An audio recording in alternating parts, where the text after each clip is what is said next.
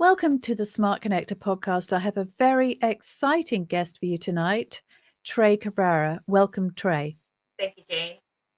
So, Tre is founder and principal of Cabrera Advisory Group, which is a Black woman owned management consulting firm. And she has 20 years' experience across multiple sectors, and especially in the public sector in the US, where she's managed many programs and teams. And today she focuses her energy mostly on leadership development, value based leadership, community building, and systems change. So it is really great to have you here, Tre, and I'm really looking forward to getting into this conversation. Thank you, Jane. So happy to be here. Yeah.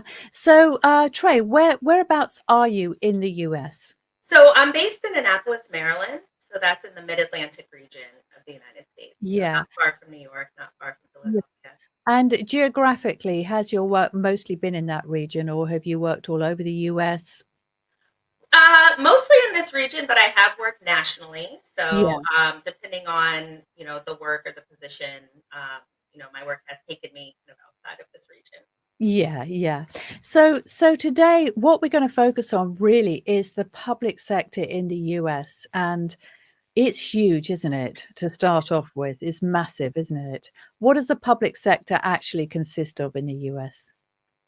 So the public sector in the United States, so kind of thinking about the work that I've done, so it's really about this kind of coupling of the community-based work, so nonprofits, community-based partners, but then kind of the public sector kind of wrapping its arms around those entities and those stakeholders to really kind of fill those gaps that they're not able to provide services for or provide optimal service delivery. And so the public sector really kind of functions as that entity, and we see it kind of in a variety of forms and fashions. So we understand that, the public education system, that is public sector, right? Our political system, that is public sector. Our health systems, our Department of Health, our Board of Elections, these are all public sector entities. So it really depends on the work that's happening on the ground and kind of where that public sector piece would find the right fit. Yeah. So have you seen changes in the public sector over the last few years? Are there any trends that you see coming out of that particular industry? Yeah, I mean, so there's definitely some changes and there's definitely some trends that we're seeing. I mean, just taking just kind of this global example, right, of the COVID-19 pandemic, what happened in our world. So the public sector really had to act pretty quickly around that incident, something that kind of continued to grow and is still happening, right? We're already hearing kind of what that looks like on the ground come these fall months and the colder months in our communities.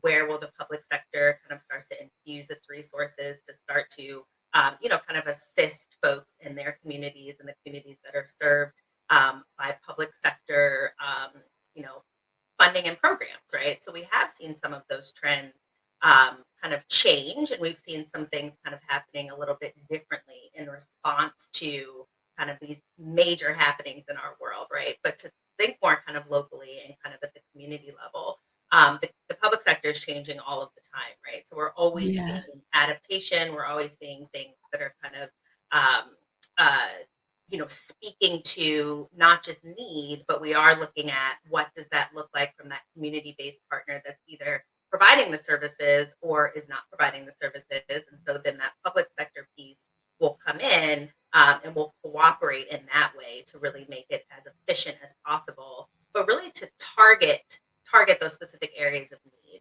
And so thinking outside of just kind of that one off, the public sector has adapted in many ways, but has really started to look kind of across these networks and across these other opportunities that gives it more visibility. Yeah, yeah. So, I mean, why is leadership such an important issue across the public sector in the US? Yeah, I mean, I think leadership is important, certainly across sectors, right? And so we talk about this cooperation between sectors and what does that cross kind of pollination look like, and what does that mean? But leadership really in the public sector is something. I mean, I'm very passionate about it. It's something that I've had an opportunity to work kind of within those structures of a public sector agency in a senior leadership role.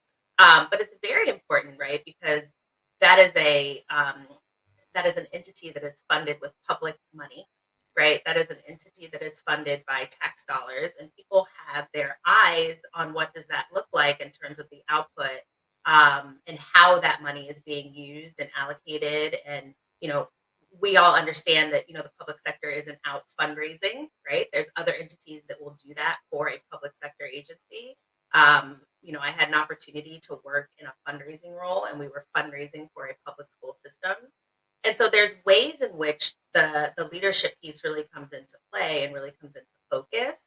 But as far as I'm concerned, the leaders in the public sector that I've worked with, it's really about having the visibility and these opportunities to really kind of be in community, Yeah. and be in these spaces with folks that are on the ground providing services to people. Yes.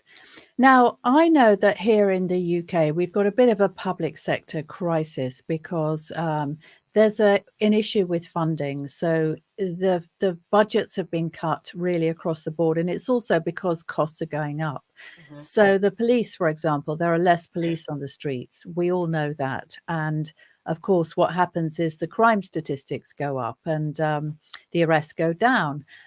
We've got a bit of a crisis in the school system where all the schools are struggling for resources, and particularly so right now because obviously a lot of costs have gone up across the board, but the budgets and also the pay grades have remained largely the same.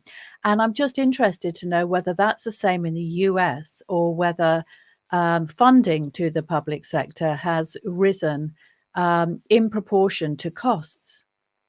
Right. So, it is a crisis, right? So we see some of our public servants that are in these positions for years kind of really just leaving. And the explanation being, sometimes it is the pay, sometimes it's the working conditions, sometimes it's I'd like to go to this other sector to earn more money, right? So teachers are a perfect example. So we understand that with the COVID-19 pandemic, that took a major hit, our public education system and just education in general. So we really started to see kind of this, this pulling back, right? And teachers feeling that they couldn't be in the classroom for whatever reason. And we've started to see some of that return, but we haven't seen kind of at that rate that it would be most advantageous to really kind of serve these schools, that are missing the resource that is probably most paramount, right? The person in the classroom who's teaching your child. Yes. And so we do see some of that kind of, those missing pieces regarding, the services that are provided. The police, you know, community safety, public safety. That's another example. But I would say that, folks leaving the public sector workforce, right? Folks not kind of finding their place there and wanting to move on to other work or retiring or whatever the case may be, that's a systems issue, right? And so we talk Yes. about that, and I talk about that very explicitly in my work. It's really about understanding the operations of the system and within the system, and kind of Yes. what do those breakdowns look like, and where are those impediments, and kind of how do we address those. So folks might be leaving, but what's that bigger picture, right? That's a symptom of a larger problem. Yes, yeah, very important point. And of course, I believe there's a name for it, which is the Great Resignation or Right. the Big Quit or whatever. And certainly we are seeing that over here. Mhm. We're seeing record number of doctors, for example, leaving the NHS, which is our healthcare system. Mhm. A lot of teachers find that the burden of administration is becoming much higher for them and all the red tape. And of course, that's not why they went into teaching. So I get it that it's a system thing, isn't it? It's a process thing. If this is happening, then it has to be tackled at an earlier stage, doesn't it? And that's the thing that you really love to do, right? Yes, yes, Yeah, exactly. yeah. So Yeah. really, addressing kind of head on the gaps in the system, right? And understanding Yeah. the system to be able to do that. Yeah. So can I just ask you, Trey, why are you so passionate about this? Why do you want to do this? Because obviously it is all about making impact, but why is it important to you personally? Right. Yeah. I mean, that's a great question, and I appreciate the question. So for me, it's really about kind of um, taking a step back, being introspective, being that observer, understanding kind of my career trajectory, um, things that have happened in my career, opportunities I've had, opportunities I have not had, have all kind of led me to this place, right? And I understand um, the value and the impact of having strong, successful, productive leadership, right? I know what that looks like, and I've been in the place to be able to support my team in that way.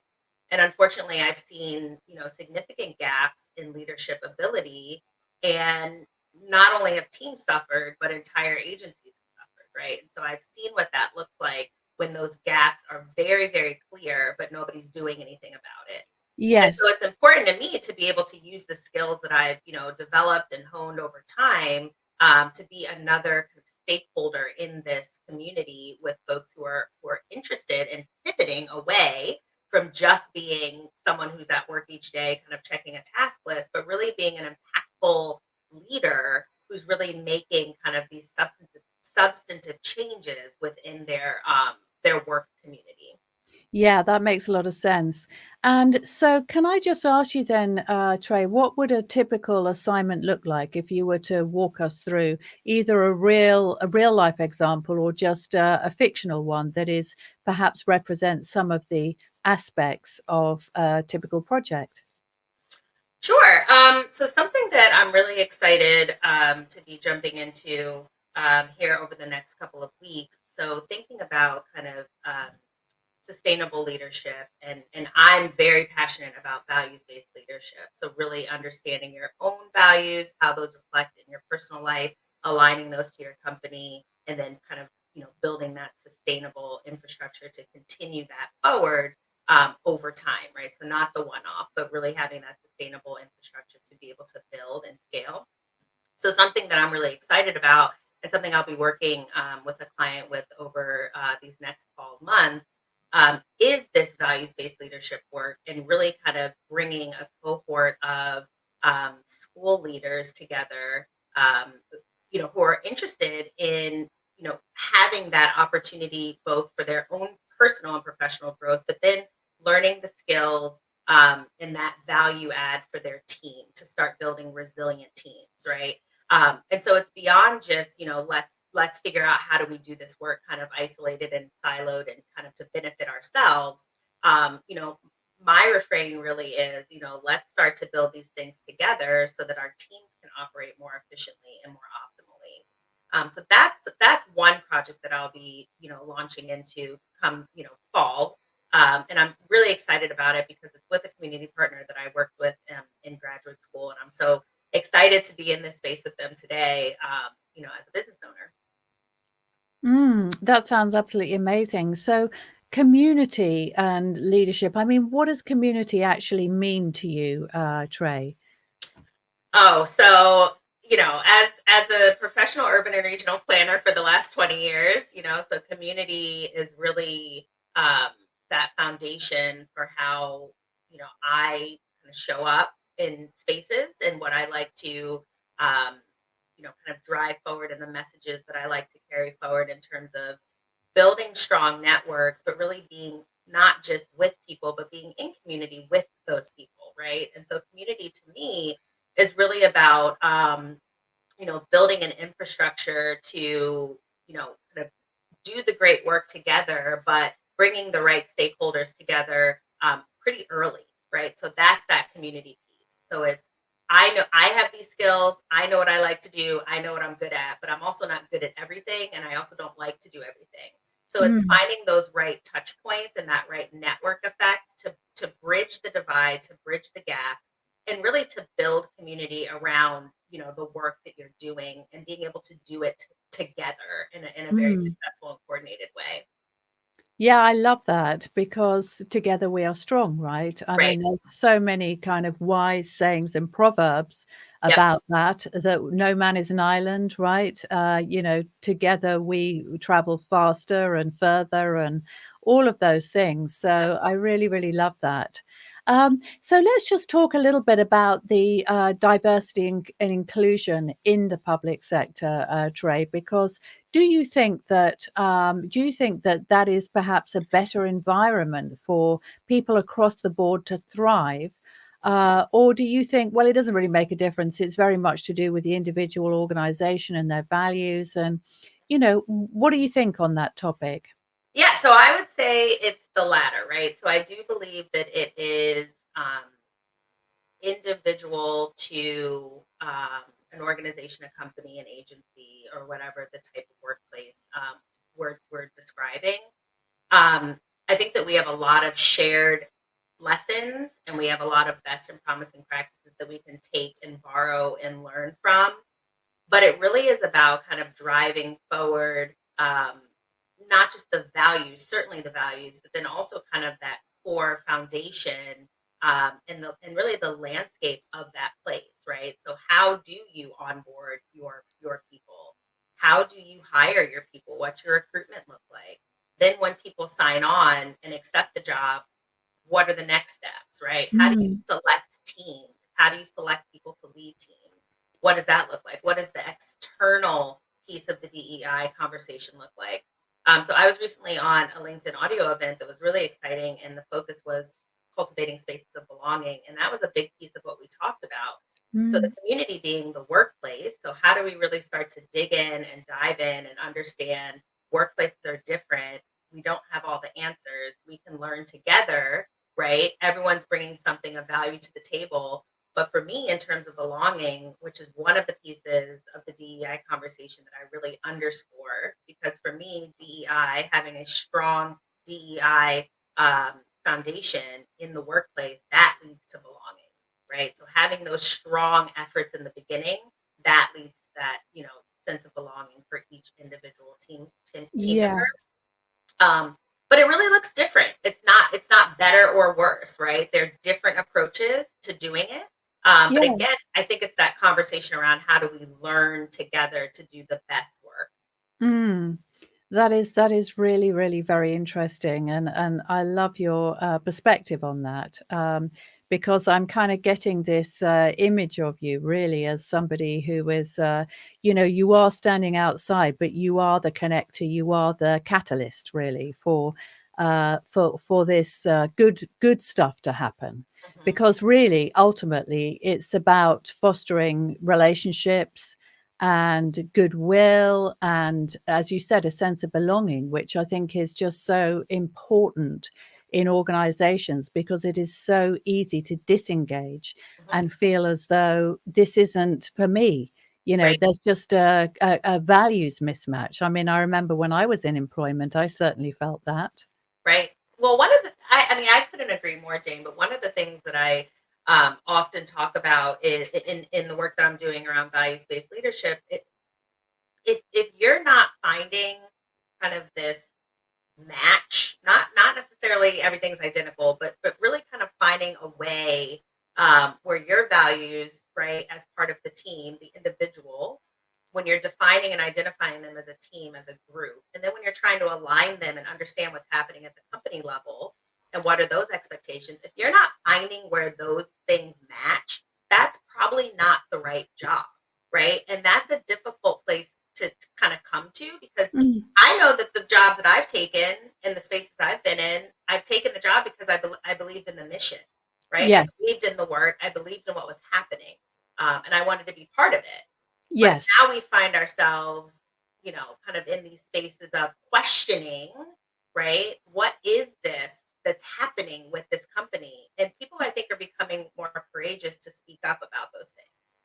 Yes, I think you're absolutely right, and I think obviously the environment is so transparent, isn't it, compared to in the past that I don't think companies can get away with a poor culture or a poor Right. environment in the way that they could in the past. I Right. mean, I've seen that within my own family. I mean, my three girls, they're in their 20s, so obviously they're really at the start of their careers, and they've had a variety of experiences, and it's very interesting because they are very courageous in terms of speaking up when something isn't working for them, and they are very the culture and the alignment with the brand and the mission, as you said, of the business that they decide to commit to is very important to them. And I just think in the past people didn't have feel as though they had the choice. Right. I agree. Yeah, it's a different workplace culture, and I think it's really up to everyone to be part of, shaping that. It's really not HR. It's really not the DEI, you know, coordinator. It's everyone. It's really being an engaged employee, and frankly, leadership giving folks an opportunity to be at those tables. Yeah, yeah. So tell me, Trey, do you have any particular role models or favorite leaders yourself? That's a great question. Um, yeah, I mean, I have a couple. I would say the late Dr. Maya Angelou. She's a Oh, yeah. major influence of mine. Someone that I've read all of her books, love her poetry, love the lasting legacy that she left in her community work, and just her travels, and just all of it. Just a very strong and capable Black woman, and Mm. someone who I really did have do have a lot of admiration for, and just have really found a lot of commonalities with her childhood and just the upbringing, and all of those good things. So she's one of my favorites for sure. Gosh, I have a couple. Who's another? I guess I would say, yeah, this is a good one, Jane. I guess I would say Audre Lorde is a big one for me. Love her. Nikki Giovanni.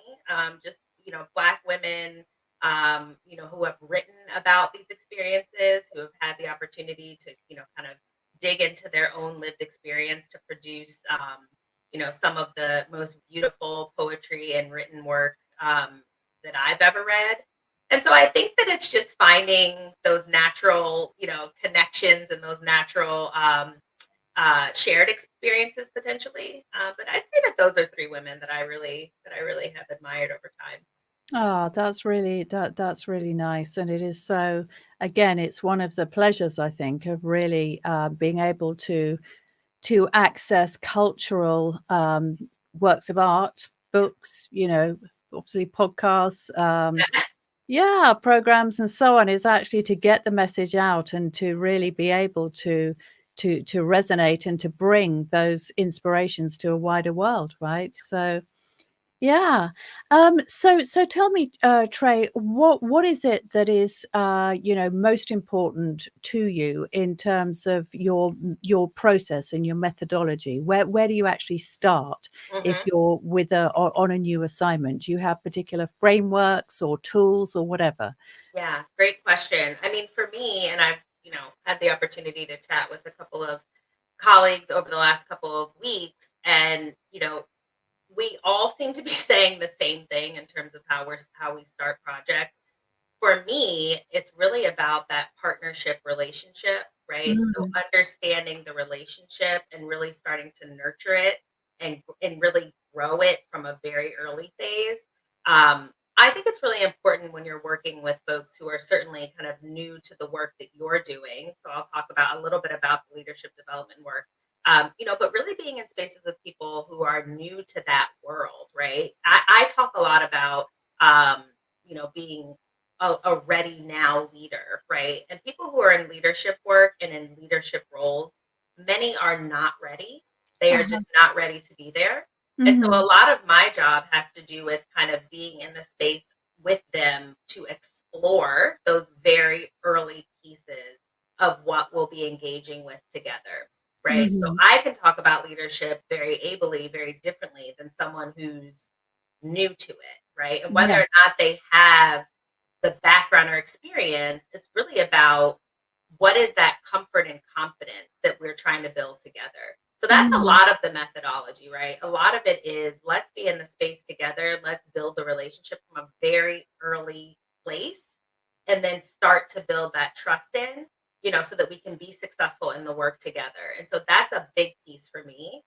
It isn't about just, because everyone's not going to be ready for you know, the offering that I have, right? Not everyone's ready to be in that space. And so it's assessing that, it's understanding, it's having these conversations. So that's a big piece for me, the partnership relationship piece, and really starting to understand, um, who am I engaging with? Yeah, that makes a lot of sense. And talking about emerging leaders, Mhm. what is it that you think they struggle with when they are suddenly faced with this challenge of becoming a leader for the first time? Right. I think some of the struggle has to do with, again, kind of stepping into that place of courageous leadership. Hmm. Maybe not even understanding what that is or what that means or what that entails. I think there's a lot of hesitation around raising your hand to say, "Hey, I need a little bit more support here." I think oftentimes when folks are in leadership roles, they truly believe that they're not allowed to ask questions and they should just know how to do Uh-huh. it. And that's just not the right, to me, not the right mindset. It's not productive. It really doesn't move the ball forward. And really, it starts to put a gap between you and the people you're leading, right? Yes. If they see that you're not able to step up and ask questions, you're not modeling the behavior that you're hoping to see from them, right? So I Yes. think that's a big piece for emerging leaders. This inability or hesitancy or even fear of speaking up to say, I need a little bit more support, and really speaking up to your employer who put you in the position to now be in the leadership role, right? So it's finding that self advocacy. It's leaning into the value of self advocacy, and it's understanding when the right times are present for you to use your voice and say, I'd like to be successful, and I really need your help to do that. Yeah, that makes a lot of sense. And of course, the minute you become a leader, I mean, I've been a leader of organizations myself, and leader and a team leader, and yeah, I was doing that a lot without really any support. And of course, what happens is you realize pretty quickly that as a leader, you are shaping the culture Mhm. of the team below you, and Yep. that's quite a responsibility, and it's quite it's can be quite overwhelming, I think, for a lot of people. Don't Wouldn't Right. you agree? I do agree. And, I know that overwhelm is a mindset, and it really is something that you can shift and learn to handle and kind of Mhm. get in front of before it really takes you over. Um, But you're right, Jane. It is that leadership role that is really kind of embedded in setting these tones across the culture of the organization, right? And Yeah, what is that, and why are you in this space and being given this great responsibility to be engaged in this way, right? I believe that everyone who works for the company should have, the opportunity to be at the table to talk about, how are we building this culture together? And I know that that yeah, doesn't happen most often. yeah, But I do know too that leaders that are in roles where they're feeling overwhelmed and cannot speak up, that is a matter of time before that breakdown really starts to show. And so it's really in the best interest of everyone, right, to support the person who's leading, not just that culture setting, but building a team that's resilient and modeling behaviors and values for people. yeah, that does make a lot of sense. And I was just thinking, reflecting as you were talking on some of the organizations that I worked in. And Mhm. when I think about, there was one organization that I worked for, it was actually an advertising agency, but I loved the culture there. And it was very consistent and very uniform, because people would lead in a similar way across the organization. Yep. And for me, I guess what must have been happening is that somebody was paying attention to that. Whereas I think about other organizations that I worked for, this is way back when, because I've been an entrepreneur for quite a long time, but where you had a completely schizophrenic experience with one leader and another that was on the similar level. Right. And it was really, they were just operating out of instinct, and so you get Mr. Nice and Mr. Nasty. Right. That I think is a very good way of, for me anyway, showing whether an organization is actually taking the responsibility seriously. But I'd love to hear what you think as a professional in this field. Yeah, I mean, it's so true, right? I mean, one of the things that I talk about is having these opportunities, very visible to leaders to rely on their leader peer to learn together, right? What are Yeah. those smaller learning communities that you can form with the folks that are, same like position, a vice president, a program director, because a lot of times there's that anxiety and fear around, asking up the ladder, right? Mhm. You kind of don't want to seem or feel like you don't know the answer to something, so you don't want to rely or expose yourself by asking someone who's in a higher position than you, where in reality, and as far as I'm concerned, that's how you start to break down the barriers that exist, right? When you have that confidence and um, that opportunity to engage with people who are your same like peers, but then also moving up the ladder and finding the resources up. Um, that to me is very appealing, and it's something that leaders should really start to look at more closely.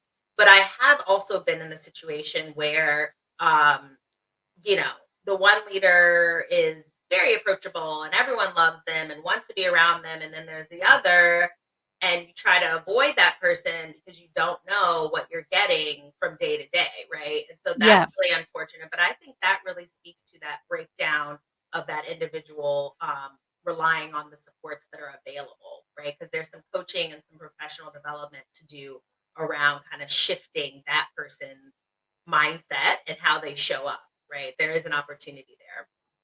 Yeah, yeah, that does make a lot of sense. So do you find that organizations, they're generally very willing to look at their leadership style and make that change, or do you encounter resistance? And if so, what form does that resistance take?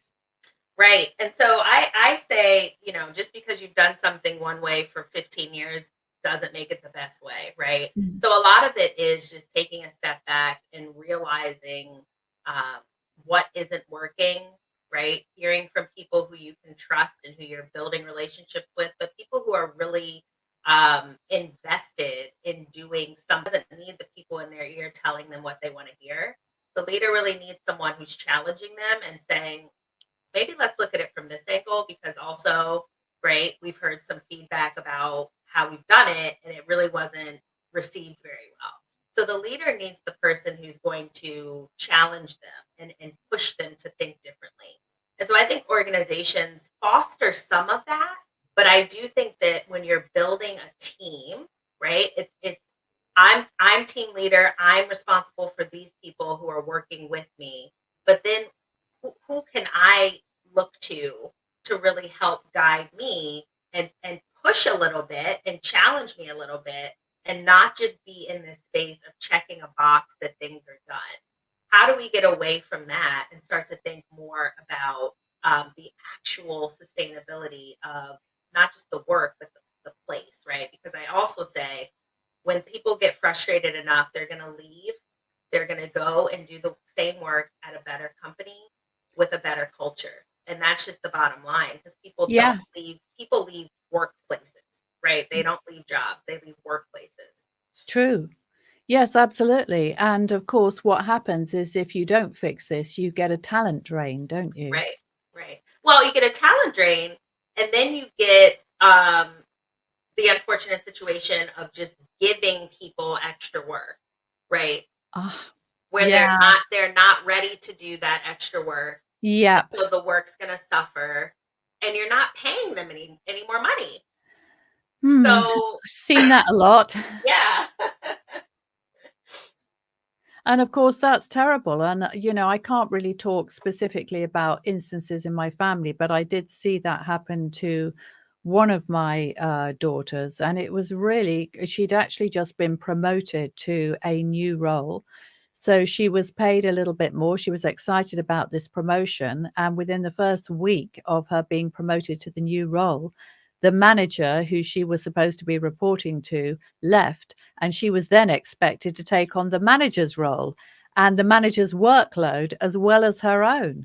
Right. And she was in tears every single night, as you can imagine. It was just horrendous. And of course, that led to her ultimately to her basically planning her exit and moving to another company that was a lot more sympathetic, let's just say. Right. Yeah. I mean, it's so true. I mean, it's just not sustainable. And I've seen it happen time and again where people Really? are in a role and they're in the role. Like there's no real, you know, no one's paying attention to that person's ambitions around growing in their career. Things Yeah. that may have been discussed are now on the back burner because we just have to kind of keep this fire out, Yeah.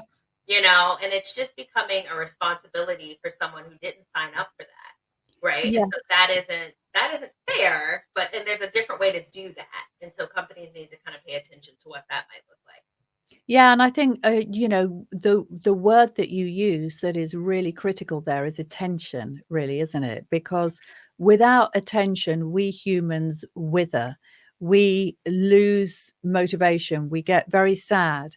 If we feel as though nobody's actually checking in on us and actually hearing us or finding out what matters to us, whether obviously we're at home or whether we're at work, then we just get sad Yeah. and demotivated because we're social species, aren't we? Mhm. So do you help your clients to do those kind of check-ins, and do they get formalized, or do you just encourage people to do them on an informal basis? I think it's a little of both. Mm. So for me, kind of thinking about that regular check-in piece and what does that look like for me and the client and building that relationship. So that is a little bit more formal, but Mhm. there's always an opportunity to just have a conversation, right? I'm a firm believer of that. Um, Mhm. just ask the question, and you Yeah. don't really know where that's going to lead necessarily, but you can always just ask, right? Hey, how's your day? How's this project? Can I support you in any way? Oh, that person's going to be out for 5 weeks.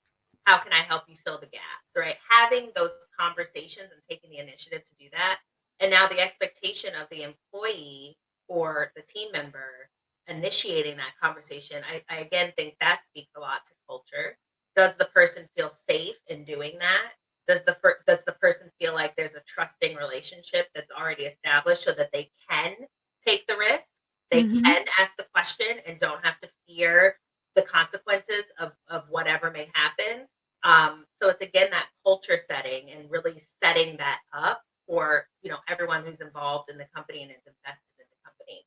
But I think it could be formal and informal. I think for me, it's a little mix of both, and it just depends on the situation. Yeah, but I mean, bottom line, I think what's kind of coming through really loud and clear is that leadership, it's not a fluffy, nice to have. It is actually fundamental to the success of the organization and the teams within it, right? Yes, absolutely. I mean, and it's also about shifting your mindset and having this reality. I very much believe it's a reality, but having this kind of just ingrained, the leadership is an earned privilege, right? This Mm. is not this is not you've been here 5 years, let's just give them.